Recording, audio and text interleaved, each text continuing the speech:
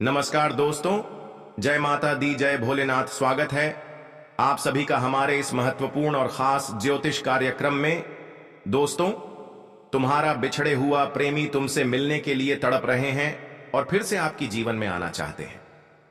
इस सावन के महापावन महीने में आपको इस प्रेमिका से मुलाकात होगी, चाहे किसी होटल में हो, शादी समारोह में हो या फिर किसी पूजा पाठ के स्थान पर हो। कहीं पर भी इस सावन के पावन महीने में यह प्रेमी से मुलाकात होगी। जानकारी के लिए बता दें, एक प्रकार से कहा जाए तो बिछड़े हुआ प्रेमी अब आपके जीवन में दखल देने वाली है, जिससे आप पहले फोन पर बातें करते थे, प्रेम करते थे और कुछ दिनों से कुछ कारण अवश्य अगर आपसे वह दूर चले गए थे तो वह फिर आपके जीवन में आने के लिए तरस रहे हैं। जी हां दोस्तों, और इस सावन के पावन महीने में ऐसे बिछड़े हुआ प्रेमी वापस फिर से तुम्हें मिलेंगे। हम जानते हैं कि यह आपको भूल चुकी थी और आप भी इनको भूल चुके थे, लेकिन इस सावन के पावन महीने में यह प्रेमी पूजा के दौरान आपसे मुलाकात होगी और फिर आपके अंदर प्रेम की भावना जाग जाएगी। आज की इस वीडियो में जो सच्चाई बताने जा रहे हैं, यह सच्चाई सुनकर आप गदगद हो जाएंगे। मैं आज की इस वीडियो में इसकी सारी सच्चाई बताएंगे और आज आप इसकी सच्चाई जान लो, क्योंकि दोस्तों, यह तुम्हारा प्रेमिका इस सावन की पावन महीने में सबसे बड़ी खुशखबरी को लेकर आ रही है और तुमसे मिलने के लिए बेचैन है। जी हां मेरे प्यारे साथियों, इन बातों को थोड़ा सा भी मजाक में मत लीजिएगा, क्योंकि तुम्हारा बिछड़ा हुआ प्रेमी या प्रेमिका तुमसे मिलने के लिए तड़प रही है। इस सावन में तुम्हारा मिलन निश्चित है और इसकी साक्षी खुद भगवान भोलेनाथ हैं। जी हां दोस्तों, प्रेम कभी भी आसान नहीं होता। यह वह भावना है जो आत्मा से आत्मा को जोड़ती है, शरीर से नहीं। जब किसी से सच्चा प्रेम होता है और वह व्यक्ति हमसे बिछड़ जाता है तो हमारे जीवन में एक खालीपन, एक सन्नाटा बस जाता है। लेकिन क्या आपको पता है, जिस प्रकार आप अपने प्रेम के लिए रोते हैं, तड़पते हैं, उसी प्रकार वह भी उसी पीड़ा से गुजर रहा या रही है। वह भी आपके बिना अधूरा महसूस कर रहा है। जी हां दोस्तों, आपने उसके लिए क्या कुछ नहीं किया। हर त्योहार, हर याद, हर गीत में बस उसी की कमी को महसूस किया है। और यही वह भावनाएं हैं जो ब्रह्मांड तक पहुंचती हैं। और जब भावनाएं सच्ची होती हैं तब संयोग बनते हैं, और वह संयोग इस सावन में बन चुका है। जी हां दोस्तों, सावन का महीना शिव भक्ति का सबसे पावन समय होता है। यह वह समय है जब भोलेनाथ अपनी कृपा बरसाते हैं, विशेष रूप से प्रेमियों पर जिनका प्रेम अधूरा है, जिनका साथ टूट गया है, जिनका दिल किसी अपने के लिए तड़प रहा है। उनके लिए सावन किसी चमत्कार से कम नहीं। आपकी प्रेमिका ने या प्रेमी ने इस सावन में शिवजी से मन्नत मांगी थी। वह मन्नत अब पूरी होने वाली है। जी हां, उनके आंसू, उनकी पीड़ा और आपकी तड़प सब अब शिव जी के चरणों तक पहुंच चुकी है। और भोलेनाथ कभी अपने भक्तों की पुकार अनसुनी नहीं करते। अब अगर ज्योतिष की दृष्टि से देखें तो इस समय ग्रहों की जो चाल चल रही है वह किसी बड़े परिवर्तन का संकेत दे रही है। शुक्र ग्रह, जो प्रेम और संबंधों का प्रतिनिधि होता है, वह अभी बहुत ही शुभ स्थिति में है। चंद्रमा और मंगल की युति भावनाओं और ऊर्जा को एकजुट कर रही है। गुरु बृहस्पति की दृष्टि आशीर्वाद स्वरूप प्रेम को मंजिल देने के लिए तैयार है। इन ज्योतिषीय संकेतों का एक ही निष्कर्ष है, तुम्हारा खोया हुआ प्यार अब लौट कर आ रहा है।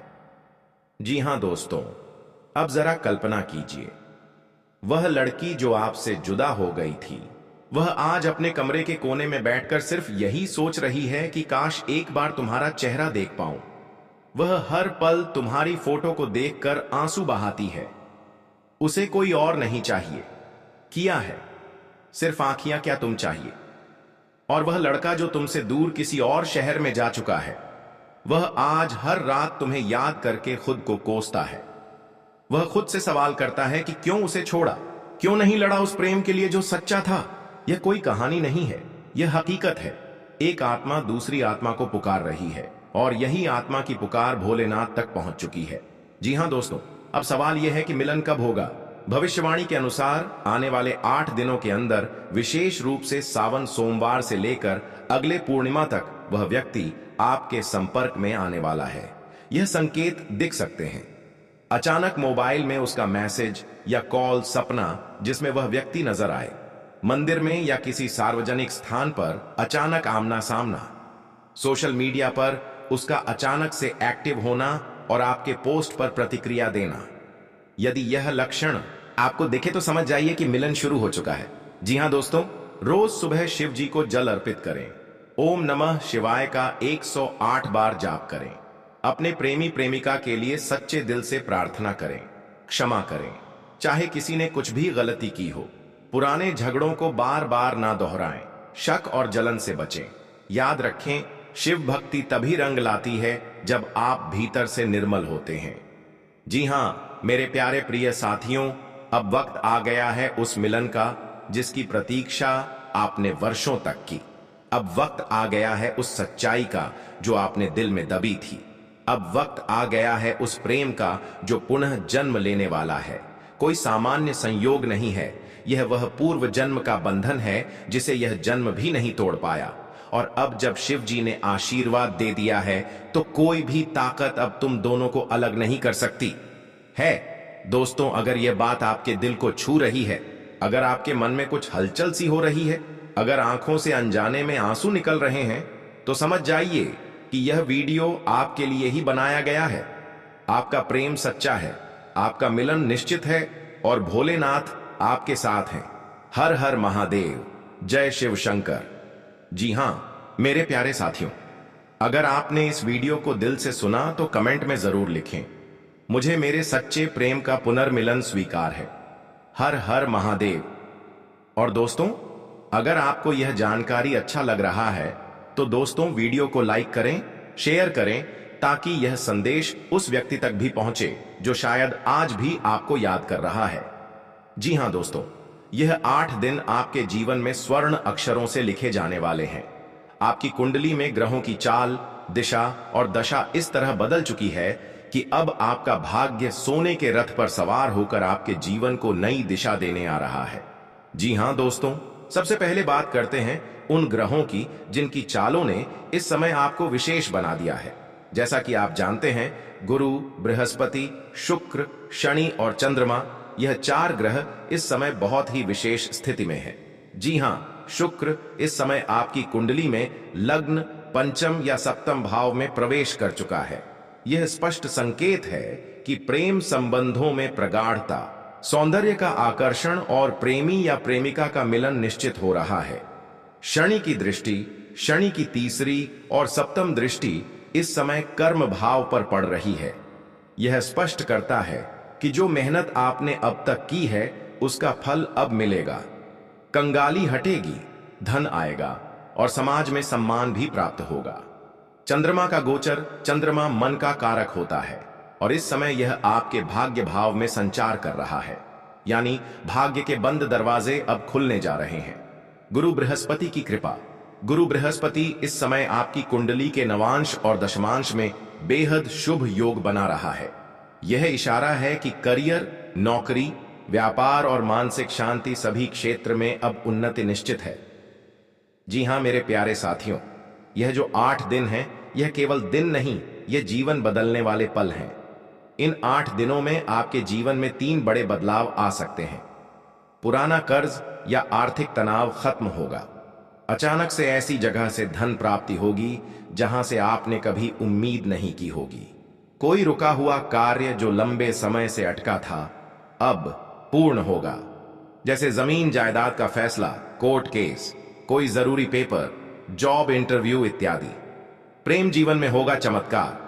आपका प्रेमी या प्रेमिका जो आपसे दूर थी, वह अचानक आपके जीवन में वापस आने के संकेत दे रहा है। अब आइए बात करते हैं उस विषय पर जिसका इंतजार आप सबसे ज्यादा कर रहे हैं। आपका प्रेमी आपसे मिलने के लिए तड़प रहा है। जी हां, ग्रहों की चाल यह संकेत दे रही है कि जो इंसान आपसे सच्चा प्रेम करता है, वह आजकल अजीब बेचैनी से गुजर रहा है। रातों को नींद नहीं आ रही, दिन में चैन नहीं है। उसके दिल में सिर्फ एक ही बात है, आपसे मिलना। अब आप सोच रहे होंगे, क्या यह सच्चा है?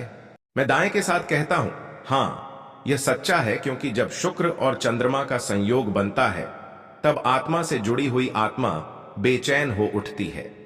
प्रेम करने वाले की आत्मा दूसरे प्रेमी की आत्मा को पुकारती है और इस समय वही संयोग आपके जीवन में बन चुका है। आपका प्रेमी या प्रेमिका ना सिर्फ आपसे मिलना चाहता है, बल्कि वह अब आपके साथ जिंदगी बिताने के बारे में भी सोच रहा है। यह बदलाव ग्रहों के प्रभाव से संभव हो रहा है। जी हां दोस्तों, जब इतना शुभ समय आता है तब कुछ सावधानियां भी जरूरी होती हैं। अहंकार से दूर रहें। भाग्य की सवारी पर बैठे हैं, लेकिन रथ को संभालना आपका काम है। पुरानी गलतियों को ना दोहराएं। प्रेम जीवन में अतीत की बातें ना छेड़े, क्षमा करें और आगे बढ़ें। और दोस्तों, हर सुबह एक बार ओम नमः शिवाय और जय माता दी का जाप करें। मन शांत रहेगा, निर्णय सही होंगे। और शुक्रवार को गुलाबी वस्त्र पहने और माता लक्ष्मी को कमल का फूल अर्पित करें। शनिवार को हनुमान चालीसा का पाठ करें और एक तेल का दीपक पीपल के नीचे जलाएं। चंद्रमा को अर्घ्य दें, इससे मन की बेचैनी शांत होगी। अब बात करते हैं उस सबसे खास विषय की जिसके लिए आप इस वीडियो में रुके हैं। आपकी किस्मत कैसे सोने के रथ पर सवार होगी।